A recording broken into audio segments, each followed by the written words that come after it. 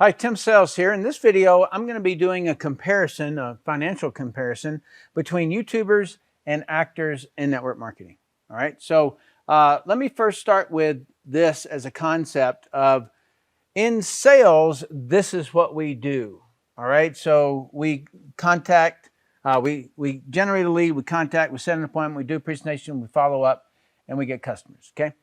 And that is not necessarily what people in the acting world do. It just so happens that a buddy of mine is at the top of his game in theater, and he happened to have access to the whole union to where he was able to show me all of the statistics. Okay, so that's how this came about. And so I don't mean to compare it from any other perspective. Okay, so I love actors. I love YouTubers. It didn't have anything to do with me comparing it in a negative way. It is because I saw something that was extremely fascinating when I look across all industries. Okay, so but this is in real estate what people have to do. In any sales, this is what people have to do. YouTube, it's a little bit interesting because they have to generate leads by consistently doing content. When they get likes, they get shares, then Google shows related topics. So you'll end up showing up when somebody is searching, let's say, for network marketing or something like that. Their contact is more what I'm doing right here. I set an appointment by being consistent and delivering these each week. The presentation is education. There isn't really a follow-up there, and then you're not a paying customer, you're a viewing customer. So that's the way that YouTube works.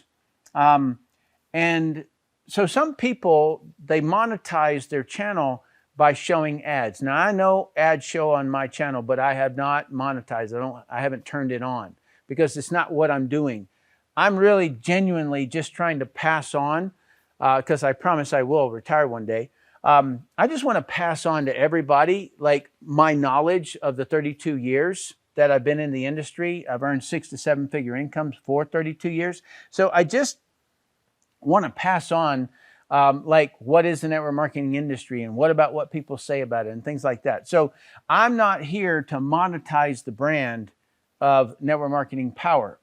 It is really just to pass on the knowledge that I've learned over the years. Okay, so, but I wanted you to understand how YouTubers make money. Now, they can also, so they get, so let's say somebody wants to run an ad on network marketing power.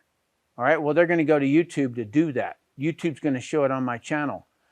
Because I don't have ads turned on, then they're not going to pay me.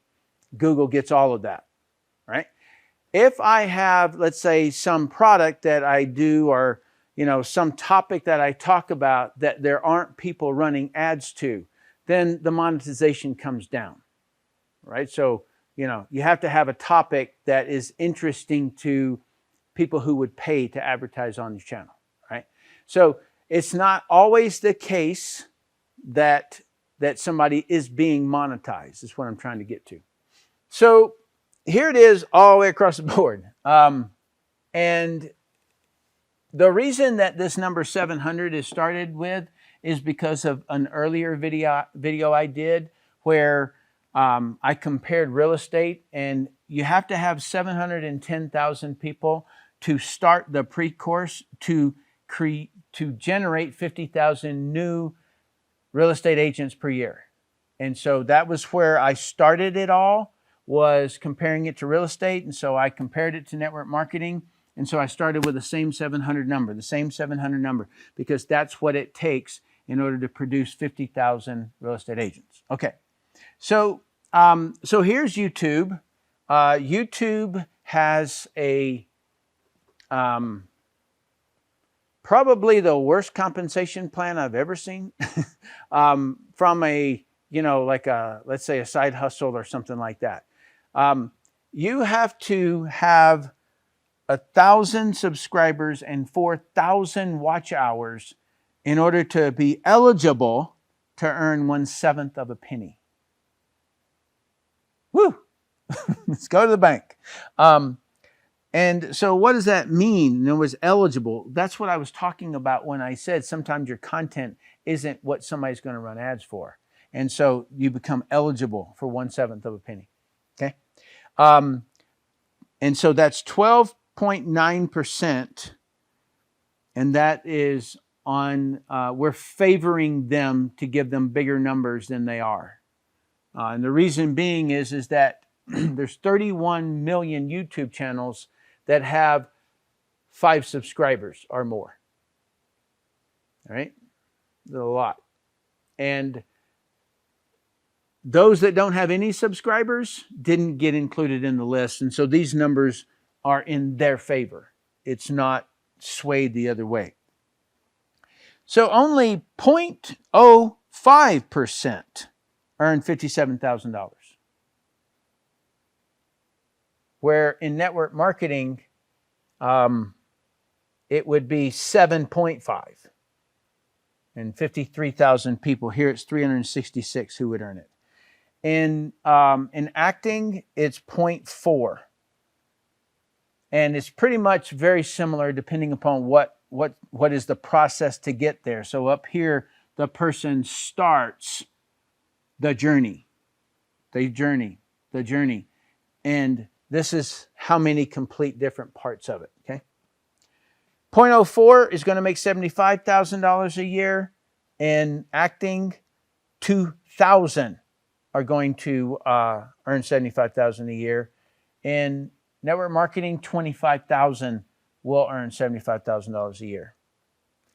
And then 0.026 or 183 people will earn $110,000 compared to acting, which is a lot more, 10 times more. 0.1 or 1,000 people earn 100,000 compared to network marketing, 14,000 would earn 110,000 or more. And so you can see from this now, and I can share with you what it is that I even like. Great, you want to do YouTube? In other words, do your dream. That's really what I always say. Do your dream, do your dream, do your dream. Okay? I did not wake up one day and say, I want to join network marketing. That's not how it happened for me. It was, I was in a situation to where I needed to make money to go to settlement on a house. I underestimated the cost of closing.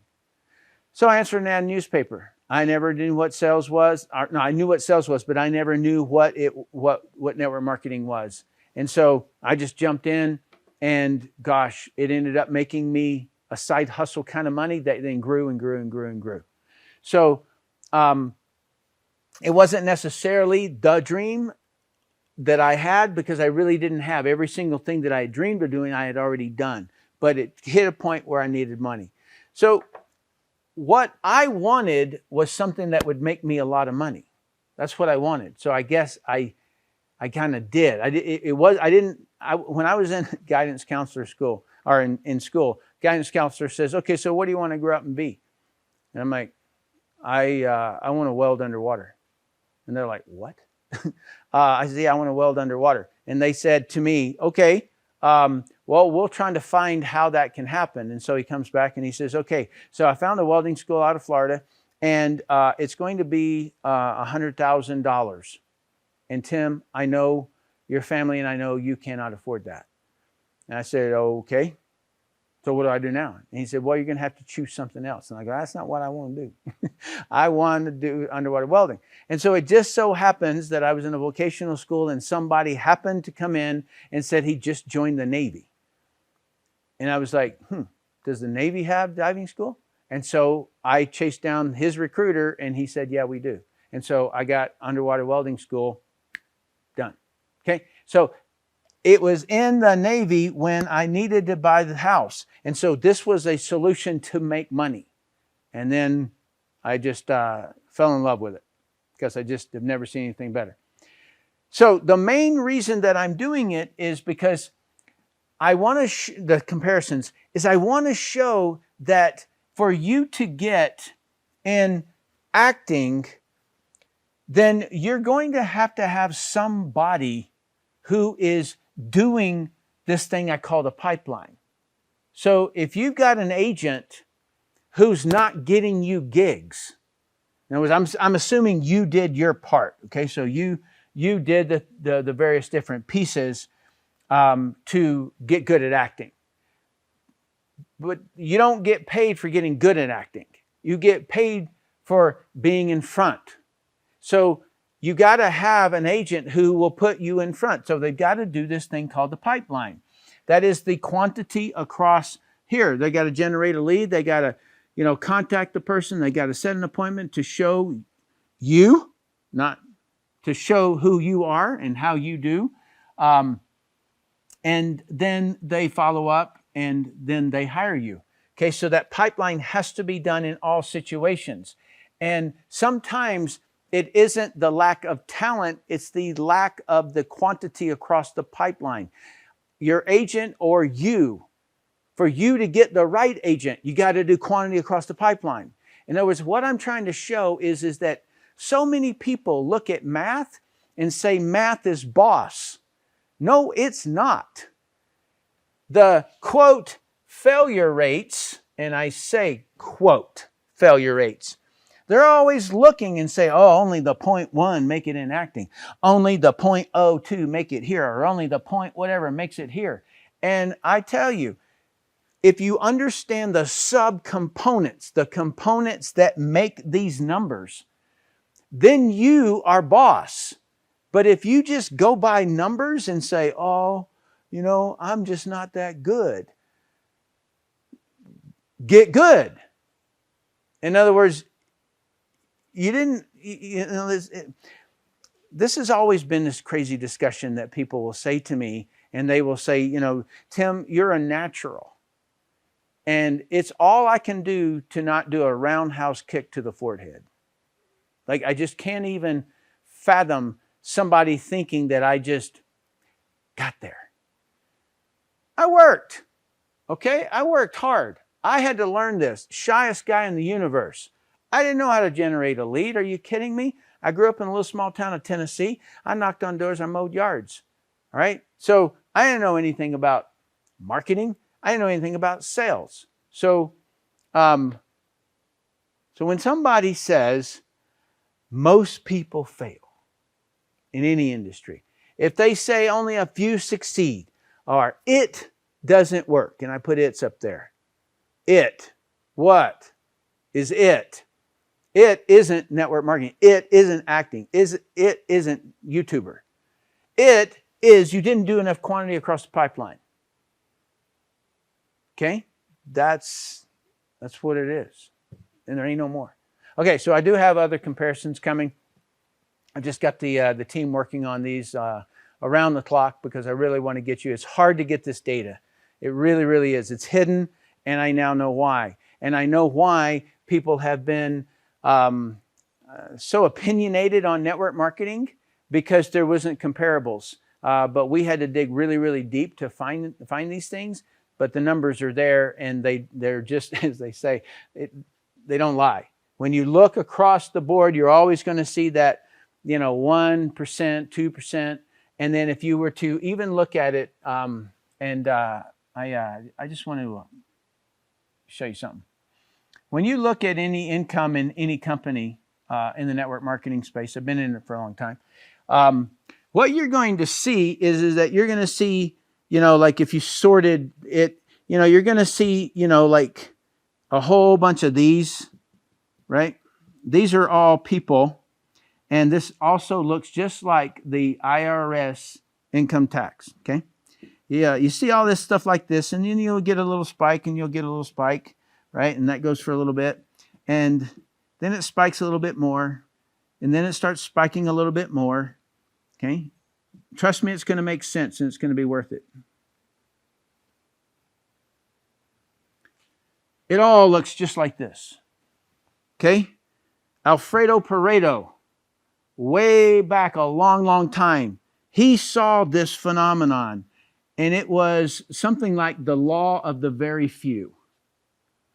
Okay? So 80% are going to sit here, 20% are going to sit here. When you tear out the 20%, you can do that math again. You can say 80% and then the 20% are the 20% of the 80. No, it always looks like this in every company. If it's a salary, no, it's going to have something. But if you're talking about business ownership, if you're talking about solopreneurship, if you're talking about network marketing, if you're talking about YouTubers, if you're talking about acting, if you're talking about anything that's solo, you're going to see there are a few, like 0.1, who are going to be making the most. And then you're going to see just a slight below that. And then a slight below that, and it begins to fall off. And what I have just absolutely committed to doing is to take the mystery out of why. And that is why the pipeline is there. Okay, so now you know. If you're still on that category after this, well, then it's your fault. Really. Tell me what you think about this.